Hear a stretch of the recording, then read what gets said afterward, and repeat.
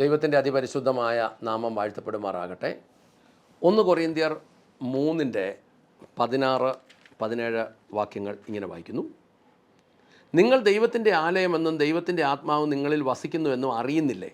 ആരെങ്കിലും ദൈവത്തിൻ്റെ ആലയം നശിപ്പിച്ചാൽ അയാളെ ദൈവം നശിപ്പിക്കും. ദൈവത്തിൻ്റെ ആലയം വിശുദ്ധം, ആ ദേവാലയം നിങ്ങൾ തന്നെ. കൊരിന്ത്യർ ലേഖനത്തിൽ പറയുകയാണ്, നിങ്ങൾ ദൈവത്തിൻ്റെ ആലയമെന്നും ദൈവത്തിൻ്റെ ആത്മാവ് നിങ്ങളിൽ വസിക്കുന്നുവെന്നും അറിയുന്നില്ലേ?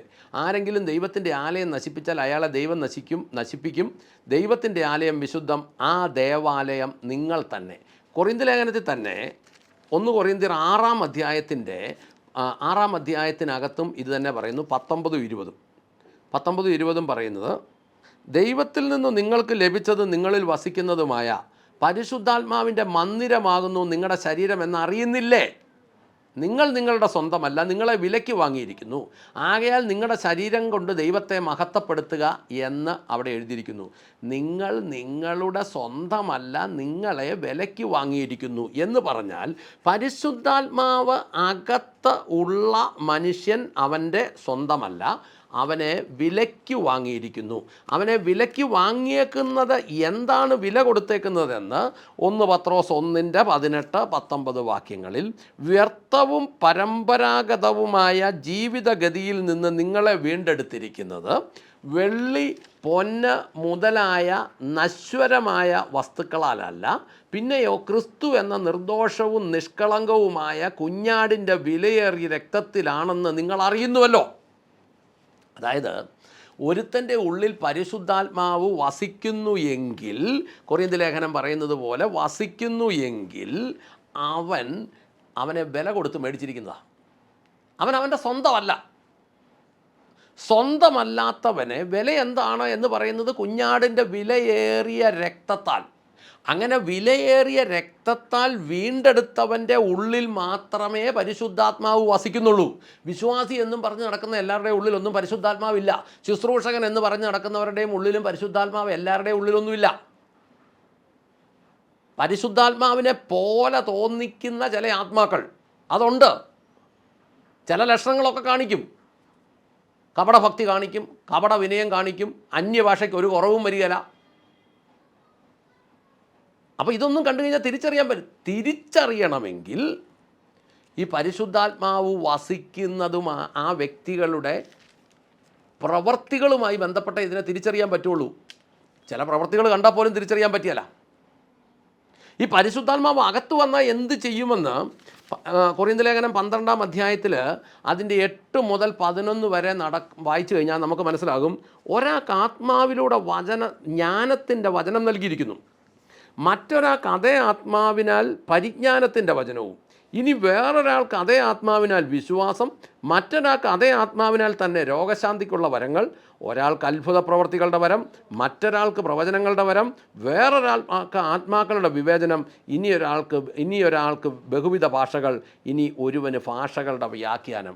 പ്രിയപ്പെട്ടവരെ, ഇത് നമ്മൾ വായിക്കുമ്പം ഈ 9 വരങ്ങളും ഓരോരുത്തൻ എന്നാണ്. അല്ലാതെ എല്ലാവർക്കും അന്യഭാഷ എന്നല്ല, എല്ലാവർക്കും രോഗശാന്തി എന്നല്ല. ഇപ്പോൾ വന്ന് നമ്മൾ ഈ കേരളത്തിലെ സഭകളെന്ന് പറയുന്നതിൽ 90% ആളുകൾക്കും അന്യഭാഷ മാത്രമേ ഉള്ളൂ. വേറെ ഒരു വരങ്ങളും ഒരിടത്തും ഇല്ല. എന്തു വേണ്ടി ഈ കേരളത്തിലെ പ്രധാനപ്പെട്ട ആശുപത്രികളെല്ലാം പോയി നോക്കിക്കഴിഞ്ഞാൽ അവിടെയെല്ലാം ഈ ക്യൂവിനകത്ത് ഇരിക്കുന്നതിൽ നല്ലൊരു ശതമാനം വിശ്വാസികളാണ്. വിശ്വാസിക്ക് വേദനയില്ലാത്ത സ്ഥലമില്ല, വിശ്വാസിക്കൊട്ട് സൗഖ്യവും ഇല്ല. നടക്കുന്നത് മുഴുവൻ രോഗശാന്തി ശുശ്രൂഷയും അതിൻ്റെ പേരിൽ വരുന്ന തട്ടിപ്പുകാരുടെ അഭിനയങ്ങളും, ഈ വരുന്ന ശുശ്രൂഷകർ തന്നെ കൊണ്ടിരുന്ന ആളുകൾ അഭിനയിച്ച് സൗഖ്യം പ്രാപിക്കുന്നു എന്നുള്ളതല്ലാതെ ഒന്നുമില്ലാത്തൊരവസ്ഥയിലോട്ട് വരുന്നത് എന്തുകൊണ്ടാണെന്ന് വെച്ചാൽ, ഒരാൾക്ക് ആത്മാവിലൂടെ ജ്ഞാനത്തിൻ്റെ വചനം നൽകിയിരിക്കുമ്പോൾ മറ്റൊരാൾക്ക് അതേ ആത്മാവിനാൽ പരിജ്ഞാനത്തിൻ്റെ വചനവും, ഇനി വേറൊരാൾക്ക് വിശ്വാസം, മറ്റൊരാൾക്ക് ആത്മാവിനെ തന്നെ രോഗശാന്തിക്കുള്ള വരങ്ങൾ, ഒരാൾക്ക് അത്ഭുത പ്രവർത്തി, ഇങ്ങനെ പലർക്കായിട്ട് കൊടുത്തേക്കുന്ന എന്നാന്ന് അതിന് 11-ാമത്തെ വാക്യം പറയുന്നു. ഇവയെല്ലാം ഒരേ ആത്മാവിൻ്റെ പ്രവർത്തനമാണ്, അവിടുന്ന് നിശ്ചയിക്കുന്നത് പോലെ ഓരോരുത്തരും അതത് വരം നൽകുന്നു. ഈ പരിശുദ്ധാത്മാവ് ഉള്ളി വന്നെങ്കിൽ എല്ലാവർക്കും അന്യഭാഷ ഇരുന്നോട്ടെ എന്നല്ല വെക്കുന്നത്. അത് ഞാൻ എടുത്തെടുത്ത് പറയുന്നതെന്ന് വെച്ചാൽ, ഇന്ന് ഈ സഭയ്ക്കകത്ത് കിടന്ന് കളിക്കുന്ന കളികളുടെ മുഴുവൻ ആളുകൾക്ക് ഇത് തന്നെയാണ്. ഒരാൾ താളം ഒപ്പിച്ചങ്ങ് തുടങ്ങിക്കഴിഞ്ഞാൽ ബാക്കിയുള്ളവർ ആ കൂട്ടത്തിലങ്ങ് കൂടിയേക്കുക. ഒരാളങ്ങ് താളം ഒപ്പിച്ച് തുടങ്ങിക്കഴിഞ്ഞാൽ അതിനിപ്പം അത്യാവശ്യം ഇച്ചിരി താളബോധമുള്ള വർഷിപ്പ് ലീഡർമാരാണെന്നുണ്ടെങ്കിൽ അതിന് തക്കവണ്ണം 2 ഋതവും കൂടെ അങ്ങോട്ട് ഇട്ട് കൊടുത്തു കഴിഞ്ഞാൽ, കീബോർഡ് ചെറുതായിട്ടൊന്ന് മുകളിച്ച് അങ്ങോട്ട് കൊടുത്തു കഴിഞ്ഞാൽ, അതിങ്ങനെ അങ്ങോട്ട് സിനിമയ്ക്കകത്ത് ഉള്ള പശ്ചാത്തല സംഗീതം പോലെ ഇതങ്ങ് പോവും. അല്ലെ നാടകത്തിനകത്തുള്ള പശ്ചാത്തല സംഗീതം പോലെ പോവും. ഇനി സിനിമ നാടകം ബന്ധുക്കൂസുകാർക്ക് പറ്റിയല്ലാത്തതുകൊണ്ട് ഇനി വേറെ രീതിയിൽ പറയാം. ഈ കല്യാണ സ്ഥലത്ത് ഫംഗ്ഷനൊക്കെ നടക്കുമ്പോൾ ചെറിയ മ്യൂസിക് ഇട്ടേക്കും. ചാപ്പാടിൻ്റെ സ്ഥലത്ത് എന്നാളും കാണുമല്ലോ, ആ സമയത്ത് ഒരു ചെറിയ മ്യൂസിക് കൊടുത്തേക്കും. എന്ന് പറഞ്ഞതുപോലെ ഒരു സംവിധാനം അങ്ങോട്ട് കൊടുത്താൽ അങ്ങ് ചാടി പൊക്കോളും. അതാണ് ഇനി 12:27 തൊട്ട്, നിങ്ങൾ ക്രിസ്തുവിൻ്റെ ശരീരവും ഓരോരുത്തരും അവയവങ്ങളാകുന്നു. ദൈവം 1-ാമത് അപ്പസ്തോലന്മാരെയും 2-ാമത് പ്രവാചകന്മാരെയും 3-ാമത് ഉപദേഷ്ടാക്കളെയും പിന്നെ അത്ഭുതം പ്രവർത്തിക്കുന്നവർ, രോഗശാന്തി വരമുള്ളവർ, സഹായം ചെയ്യുവാൻ വരമുള്ളവർ, ഭരിക്കുവാൻ വരമുള്ളവർ, ബഹുഭാഷാ വരം ലഭിച്ചവർ എന്നിവയെ സഭയിൽ നിയമിച്ചിരിക്കുന്നു. അതിൻ്റെ 29-ാമത്തെ വാക്യം പറയുന്നു, എല്ലാവരും അപ്പസ്തോലന്മാരാണോ? എല്ലാവരും പ്രവാചകന്മാരോ? എല്ലാവരും ഉപദേഷ്ടാക്കളോ? എല്ലാവർക്കും അത്ഭുതം പ്രവർത്തിക്കുന്നുണ്ടോ? എല്ലാവർക്കും രോഗശാന്തി വരമുണ്ടോ? എല്ലാവരും അന്യഭാഷ സംസാരിക്കുന്നുവോ? എല്ലാവരും വ്യാഖ്യാനിക്കുന്നുവോ? ഞാൻ വിശ്വാസികളെന്ന് പറയുന്നവരോട് നേരിട്ട് തന്നെ ചോദിക്കട്ടെ, ഇപ്പം രോഗികളെ കൊണ്ട് സഭകൾ നിറഞ്ഞില്ലേ? അപ്പം രോഗശാന്തി വരമുള്ളവരെല്ലാം എവിടെ പോയി? ഈ അന്യഭാഷയെല്ലാം വിളിച്ച് പറയുമ്പോൾ ഒറ്റ ഒരുത്തം വ്യാഖ്യാനിക്കുന്നുണ്ടോ? ഇത് വ്യാഖ്യാന വരമുള്ളവർ എവിടെ പോയി? എല്ലാവർക്കും നല്ലല്ലോ വചനം പറഞ്ഞിരിക്കുന്നത്. അപ്പോൾ ഇനി കൊരിന്ത്യർ ലേഖനം 1 കൊരിന്ത്യർ 14:26 മുതൽ 28 വരെ എഴുതിയിരിക്കുന്നു. സഹോദരരെ, ആകയാൽ എന്താണ് പറയേണ്ടത്? നിങ്ങൾ കൂടി വരുമ്പോൾ ഓരോരുത്തരും കീർത്തനമുണ്ട്, പ്രബോധനമുണ്ട്, വെളിപ്പാടുണ്ട്, അന്യഭാഷയുണ്ട്, വ്യാഖ്യാനമുണ്ട്. ഇവയെല്ലാം സഭയുടെ ആത്മീയ അഭിവൃദ്ധിക്ക് ഉപകരിക്കണം. അന്യഭാഷയിൽ സംസാരിക്കുന്നുവെങ്കിൽ 2 കൂടിയാൽ 3 പേർക്ക് സംസാരിക്കാം. അവർ ഓരോരുത്തരായി സംസാരിക്കുകയും ഒരാൾ വ്യാഖ്യാനിക്കുകയും വേണം. വ്യാഖ്യാനി ഇല്ലാത്ത പക്ഷം സംസാരിക്കുന്നയാൾ സഭയിൽ മൗനമായിരുന്ന് തന്നോട് തന്നെയും ദൈവത്തോടും സംസാരിക്കട്ടെ. ഇതെന്തുകൊണ്ടാണ് ഇത് മുഴുവൻ തകിടം മറിഞ്ഞത്?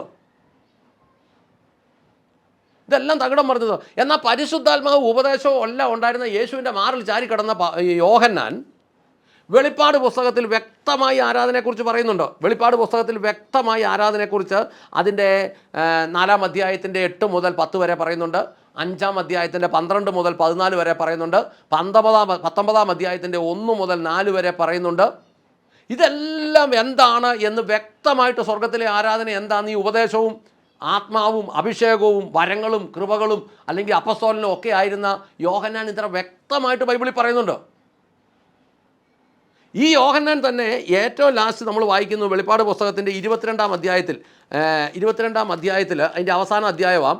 അതിൻ്റെ 8-ാമത്തെ വാക്യം വരുമ്പം, ഈ കാര്യങ്ങൾ കേൾക്കുകയും കാണുകയും ചെയ്തു യോഹന്നാൻ എന്ന ഞാൻ തന്നെ കേൾക്കുകയും കാണുകയും ചെയ്ത ശേഷം ഇവ എനിക്ക് കാണിച്ചു തന്ന ദൂതനെ നമസ്കരിക്കാൻ ഞാൻ അയാളുടെ കാക്ക വീണു. ഇതെല്ലാം കാണിച്ചവനോട് നന്ദി സൂചകമായിട്ടൊന്ന് വീണേക്കാമെന്ന് വെച്ചു. വീണ് കഴിഞ്ഞപ്പോൾ ദൂതൻ എന്നാ പറഞ്ഞെന്നറിയോ? ദൂതൻ അന്തസ്സുള്ള ദൂതനായിരുന്നു. അയാൾ എന്നോട്, അരുത്, ഞാൻ നിനക്കും നിൻ്റെ സഹോദരനായ പ്രവാചകർക്കും ഈ പുസ്തകത്തിലെ വചനങ്ങൾ അനുസരിക്കുന്നവർക്കും ഒപ്പം ഒരു ഭൃത്യനാണ്. ദൈവത്തെ നമസ്കരിക്കുക എന്ന് പറഞ്ഞു. ദൈവത്തെ നമസ്കരിക്കുക എന്ന് പറഞ്ഞു. അപ്പോൾ 9-ാമത്തെ വാക്യം, ദൈവത്തെ നമസ്കരിക്കുക എന്ന് പറഞ്ഞു. അവസാനം പിന്നീട് ദൂതൻ ഒരു കാര്യം കൂടെ പറഞ്ഞു. പിന്നീട് ദൂതൻ എന്നോട് പറഞ്ഞത്, എന്നോടല്ല യോഹന്നാനോട് പറഞ്ഞത്, സമയം അടുത്തിരിക്കുന്നത് കൊണ്ട് ഈ പുസ്തകത്തിലെ പ്രവചനം മുദ്രയിടരുത്. അധർമ്മം ചെയ്യുന്നവൻ ഇനിയും അധർമ്മം ചെയ്യട്ടെ, അശുദ്ധൻ ഇനിയും അശുദ്ധിയിൽ കഴിയട്ടെ, നീതി പ്രവർത്തിക്കുന്നവൻ ഇനിയും നീതി പ്രവർത്തിക്കട്ടെ, വിശുദ്ധൻ ഇനിയും തന്നെ ശുദ്ധീകരിക്കട്ടെ.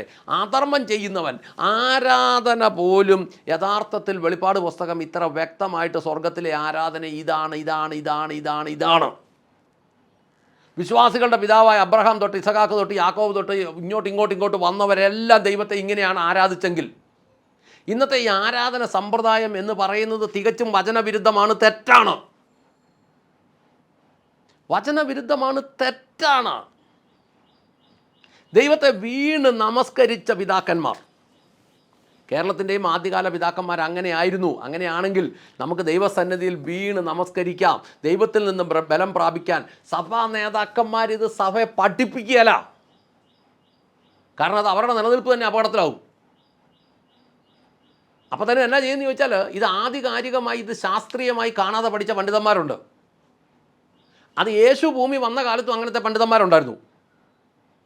യേശുവിനോട് കോടി ചോദിച്ചവർ ഇന്ന് യേശുവിന് വേണ്ടി ഒരുത്തൻ എഴുന്നേറ്റാൽ അവനോട് കോടി ചോദിക്കാതിരിക്കുമോ? വാക്കി കൊടുക്കും. കാരണം ഇത് ആധികാരികമായി പഠിക്കുന്നവർക്ക്, ശാസ്ത്രീയമായി പഠിക്കുന്നവർക്ക് ഇതിന് ഒരു കാര്യത്തിന് മറുചോദ്യം എവിടെ കിടക്കുന്നതെന്നറിയാം. അവർ വാക്കി കൊടുക്കും. പക്ഷേ ഈ വെളിപ്പാട് പുസ്തകം എഴുതി വച്ചേക്കുന്ന കാര്യം നമ്മൾ തുറന്ന ഹൃദയത്തോടെ വായിച്ച ആർക്കും മനസ്സിലാവുമല്ലോ ഇതാണ് ആരാധനയെന്ന്. ഈ ചാടിത്തുള്ളി കറങ്ങിപ്പോകുന്ന ആരാധന അല്ലെന്ന് മനസ്സിലാവുമല്ലോ.